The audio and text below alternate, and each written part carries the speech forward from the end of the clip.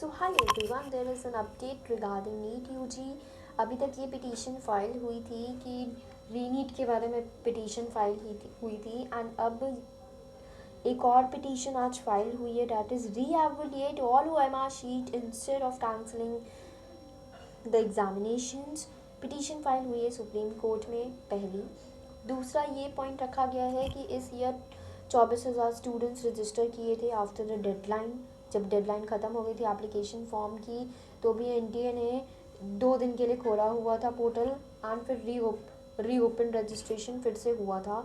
उसके लिए भी इनको री एवोल्यूशन चाहिए फॉर दीज 24,000 स्टूडेंट्स और इन्वेस्टिगेशन भी चाहिए। ठीक है, till now the petition they filed in the Supreme Court is regarding NEET UG that cancel कीजिए आप और रीनीट करवाइए अगेन से, दोबारा से। बट टुडे एक दूसरी पिटीशन फाइल हुई है सुप्रीम कोर्ट में, जहाँ पर ये बोला जा रहा है कि आप रीनीट मत कंडक्ट करवाइए। It will unfair for those students who have really worked hard. Instead of this you can tally, आप OMR शीट टेली कर सकते हैं। ठीक है, आप OMR शीट टेली कर सकते हैं एंड उस चीज़ को रीएवुलेट कीजिए और रीपब्लिश फिर से कीजिए। ठीक है, इससे कट ऑफ नीचे जा सकते हैं एंड जो ग्रेस मार्क्स हैं, जिसको ग्रेस मार्क्स मिले हैं वो सिर्फ 1563 स्टूडेंट्स नहीं हैं, उससे ज़्यादा बल्क में स्टूडेंट्स हैं। उन्होंने ये भी कहा है अगर एग्ज़ाम कैंसिल होता है तो ये उनका फंडामेंटल राइट्स आर्टिकल 14, 19, 81 में आता है, उसके अगेंस्ट है जो कि। ठीक है, ये पिटीशन फाइल हुई है, 5 स्टूडेंट्स ने की है इसको फाइल एंड इसकी एडवोकेट है तन्वी दुबे। ठीक है, इस केस को भी 8 जुलाई को ही सुना जाएगा एक साथ। So we have to wait for all these things. 8 जुलाई तक हम लोग को वेट करना पड़ेगा, रीनीट होगा नहीं होगा और बाकी सारी चीज़ें की पिटीशन जितनी भी फाइल हुई है पिटीशंस, उसी के साथ साथ ये वाली भी पिटीशन रखी जाएगी, केस जाएगा इसका भी। बाकी ये सब चीज़ों की क्लैरिफिकेशन आज जुलाई को ही मिलेगी।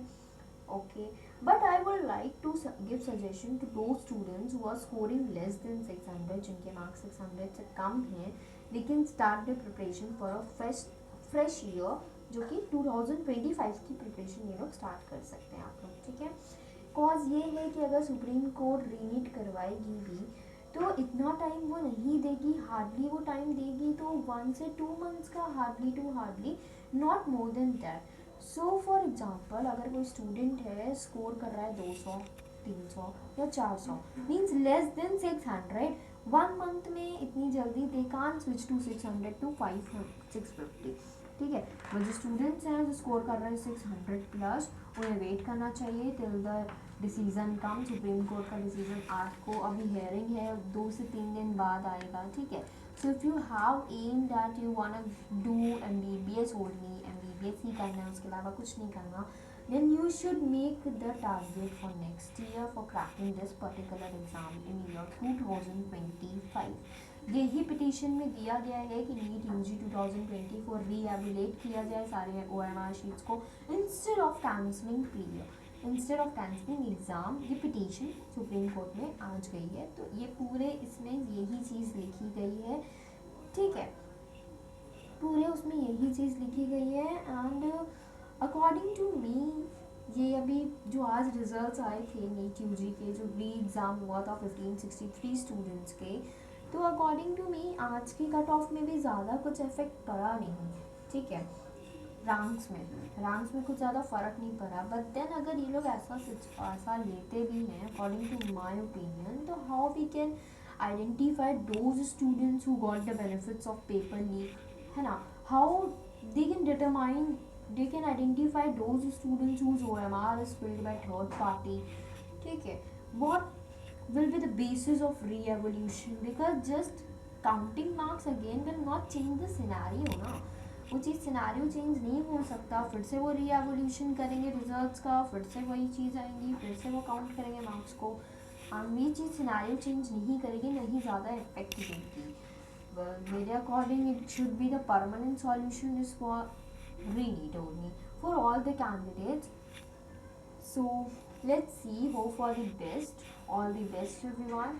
and ये चीज़ इसकी भी ये वाला केस भी आपका पिटीशन फाइल हो चुकी है एंड 8 जुलाई को हेयरिंग है। 2 से 3 दिन बाद हो सकता है हेयरिंग है, क्या पता ये 2 से 3 दिन बाद डिसीजन दे एंड उसके बाद फिर हेयरिंग की दूसरी डेट दे दे। We don't know anything. हम या आप में से कोई भी जज, कोई भी ये नहीं बता सकता कि whether they will conduct the re-NEET examination और नॉट, और ये वाला फॉर्मूला यूज़ करेंगे कि नहीं। ठीक है, so hope for the best. Thank you for watching my video. Stay tune for latest update. Thank you.